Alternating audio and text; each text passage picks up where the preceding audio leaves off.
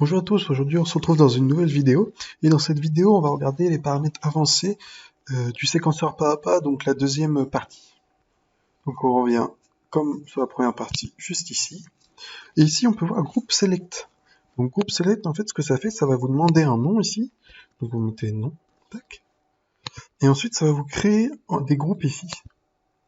Et du coup si on va dans all, si on a tous les VST et puis l'équipe, enfin ce que vous avez inséré dedans.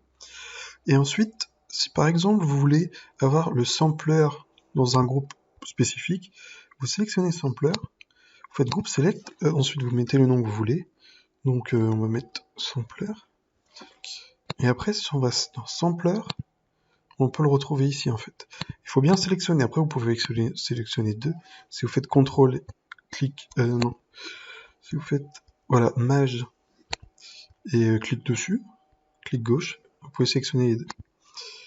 Ensuite, par exemple, tac, tac, tac. Ensuite, dans Color Select, on peut aller dans Gradient. Donc là, ça va vous permettre de mettre une couleur sur celui que vous avez sélectionné. Donc moi, ça va être sur les deux. Ça va être sur celui-ci parce que j'avais sélectionné celui-ci au début. Ensuite, Random, c'est aléatoirement une couleur. Ensuite, ici, là, vous allez voir, ça va changer.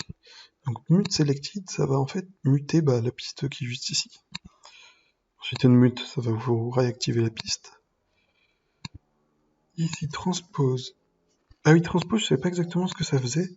N'hésitez pas dans les commentaires pour me dire qu'est-ce que ça fait exactement les transpose select. Et celui-là aussi, le set swing mixed for selected. N'hésitez pas à me mettre dans les commentaires, comme ça me permet de faire d'autres vidéos et puis de vous expliquer par rapport aux commentaires. Ensuite, assign select to free mix stereo. Ça permet d'assigner directement sur la table de mixage.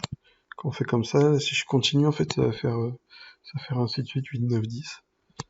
Donc, par exemple, si je fais ça, si je dis pas de bêtises, tac, je fais comme ça. Par contre, faut peut-être sélectionner la une. Non. Ou sinon, vous faites comme ça, hein, si vous voulez les assigner. Bon, pas trop d'utilité celle-là.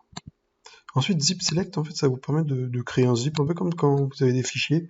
Donc ça permet de cacher, en fait, enfin, vous l'avez toujours, mais ça permet de réduire si vous avez plusieurs pistes. Ensuite, un zip, c'est pour le remettre comme c'était avant. Donc j'espère que cette petite vidéo vous aura aidé et vous donnera quelques petites astuces. Au revoir.